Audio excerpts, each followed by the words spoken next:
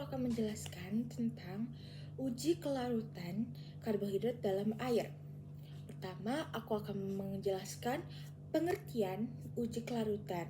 Uji kelarutan dilakukan untuk mengetahui apakah suatu karbohidrat bisa larut dalam air atau tidak. Kelarutan karbohidrat bergantung pada struktur molekulnya, di mana semakin kecil dan sederhana molekulnya, yaitu berarti semakin mudah larut dalam air. Nah, di sini karbohidrat itu terbagi menjadi 3. Yang pertama itu monosakarida, dia itu mudah larut dalam air. Terus yang kedua itu disakarida, dia itu masih cukup bisa gampang larut itu, tetapi lebih susah daripada monosakarida. Dan yang ketiga itu polisakarida. Polisakarida itu sulit larut dalam air. Oke, di sini aku akan menjelaskan simulasi langkah-langkah uji kelarutan karbohidrat berdasarkan di atas ya guys, simulasi di atas. Nah, yang pertama itu siapkan tabung reaksi yang berisi masing-masing sampel karbohidrat. Yang pertama di tabung A ini glukosa, tabung B laktosa, tabung C sukrosa, dan tabung D itu pati atau starch. Nah, setelah itu tambahkan air ke dalam masing-masing tabung reaksi tersebut menggunakan pipet atau dropper.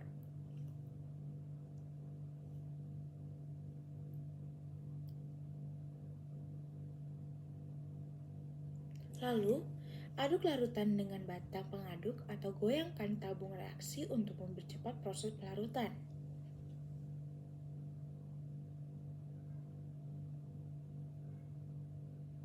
Nah, amatilah hasilnya, apakah zat larut sepenuhnya dalam air atau tidak.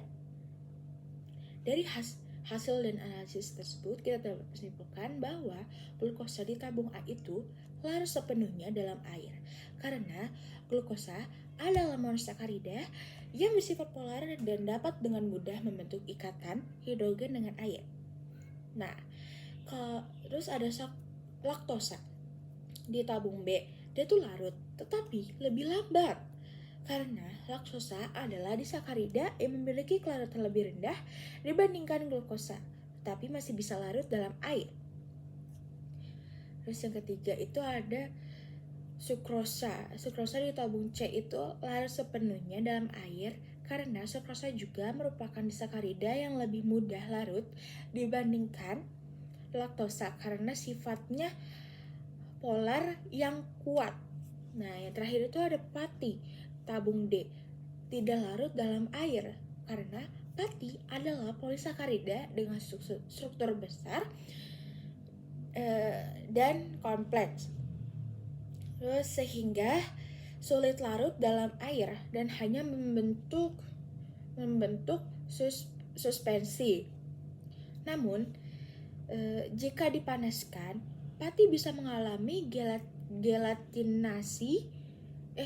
gelatinisasi dan menjadi lebih larut. Nah, jadi kesimpulannya yaitu semakin kecil dan sederhana struktur karbohidrat, semakin mudah larut dalam air. Oke, kita masuk ke Fehling test. Tes ini merupakan tes penting untuk mendeteksi gula reduksi. Larutan yang digunakan adalah Fehling A yang mengandung larutan tembaga sulfat dan juga Fehling B yang mengandung kalium natrium tartat. Di sini disediakan 4 jenis karbohidrat. Mari kita tetesi larutan Fehling A dan B ke dalam.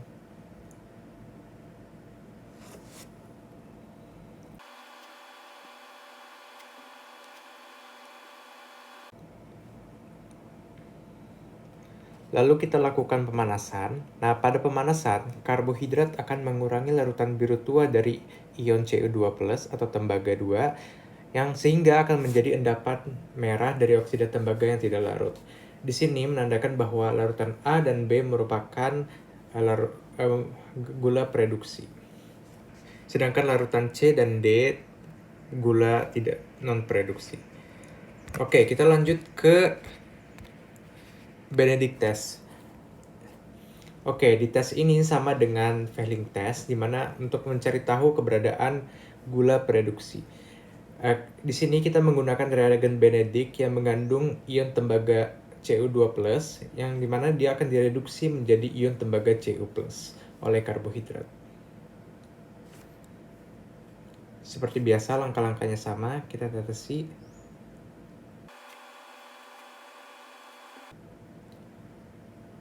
Lalu kita lakukan pemanasan. Di sini, ion-ion membentuk endapan sebagai tembaga berwarna merah, oksida. Di sini, menandakan bahwa larutan A dan B merupakan gula yang bereduksi. Sedangkan larutan C dan D gula non-bereduksi. Selanjutnya, saya akan membahas tentang tolens. Reagen tolens digunakan untuk mencari keberadaan aldehida. Larutan ini berisi AgNO3, NaOH, dan NH3. Ketika dicampurkan dengan aldehida, aldehida akan teroksidasi menjadi asam karboksilat. Sementara ion perak direduksi menjadi perak metalik dan membentuk cermin perak pada dinding tabung reaksi.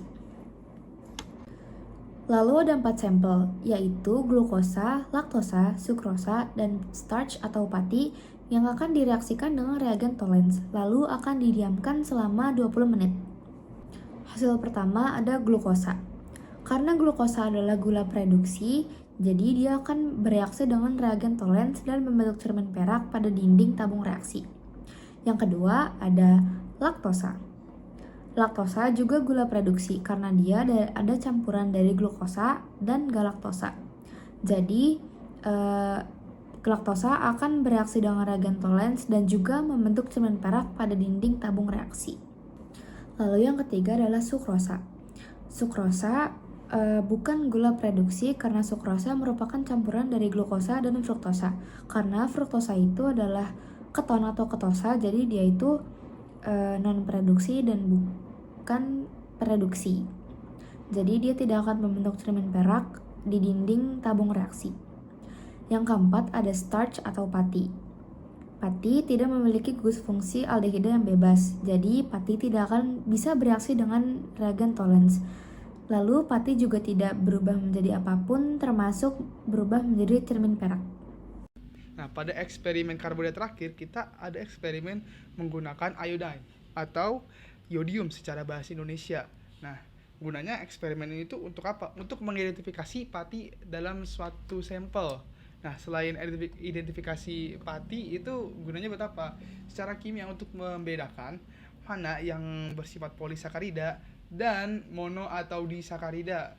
Nah, cara tahu bedanya, jika zat tersebut dituangkan yodium, zat tersebut tuh akan berubah warna menjadi warna biru atau biru agak hitam. Nah, untuk eksperimennya bisa dilihat.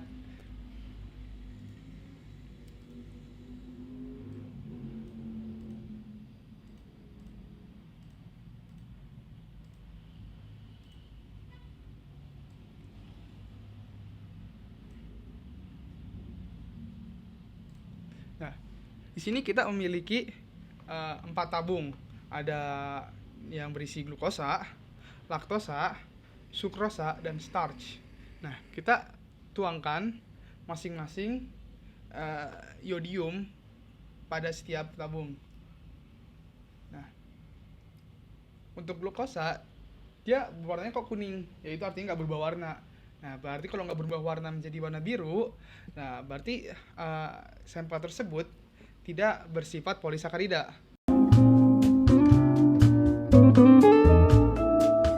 Ini aku akan menjelaskan simulasi tentang uji protein pada biuret. Nah, di simulasi ini menunjukkan uji biuret untuk mendeteksi protein dalam 2 sampel berbeda.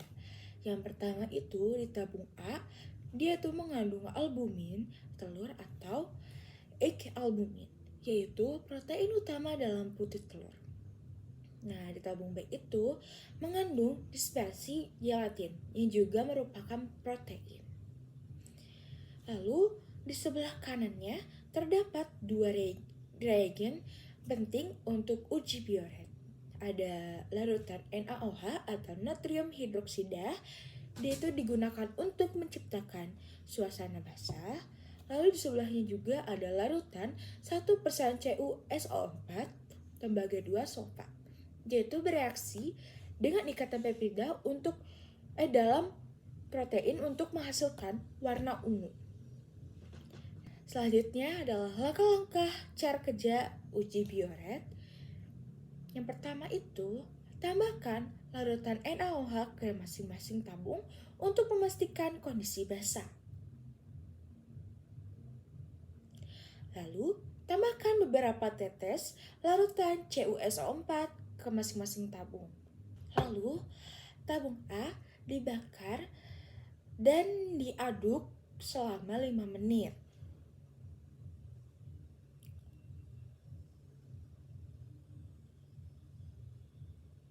Selanjutnya, tabung B juga dibakar dan diaduk selama 5 menit juga. Lalu, amatilah perubahan warna tersebut. Jika larutan berubah menjadi ungu, berarti sampel mengandung protein. Jika tidak berubah warna, berarti sampel tidak mengandung protein. Nah, jadi kesimpulannya yaitu baik albumin telur maupun gelatin menunjukkan hasil positif terhadap uji Biuret yang dibuktikan dengan perubahan warna menjadi ungu. Nah, yang kedua itu warna ungu muncul karena adanya ikatan peptida dalam molekul protein yang bereaksi dengan ion Cu2+ dalam suasana basah. Pada kesempatan kali ini saya akan menjelaskan apa itu uji coba Santo Potret. Uji coba Santo Potret adalah uji kimia yang digunakan untuk mendeteksi protein yang mengandung asam amino aromatik seperti fenilalamin, tirosin, dan triptofan. Uji ini didasari pada HNO3 dengan cincin benzena dalam asam amino. Asam nitrat akan menyebabkan nitrasi pada cincin benzena dalam asam amino aromatik membentuk senyawa berwarna kuning. Jika larutan kemudian ditambahi larutan basah, warna kuning akan berubah menjadi oranye. Oke, selanjutnya adalah langkah-langkah uji coba Santo Potret. Yang pertama, kita ambil sampel protein. Di sini kita memiliki putih telur dan gelatin. Selanjutnya, tambahkan beberapa tetes asam nitrat pekat atau HNO3 ke dalam sampel. Lalu, panaskan perlahan tabung reaksi dan kocok-kocok. Jika terdapat asam amino aromatik, warna larutan akan berubah menjadi berwarna kuning. Kesimpulan dari uji coba Santo Potret ini adalah uji ini dapat digunakan untuk mendeteksi keberadaan asam amino aromatik dalam suatu sampel protein. Jika setelah penambahan asam nitrat pekat atau HNO3 larutan berubah menjadi kuning, maka hasil uji positif yang menunjukkan bahwa protein dalam sampel mengandung asam amino aromatik seperti fenilamin, tirosin, atau triptofan. Sebaliknya, jika tidak terjadi perubahan warna yang signifikan, maka protein dalam sampel kemungkinan tidak mengandung asam amino aromatik.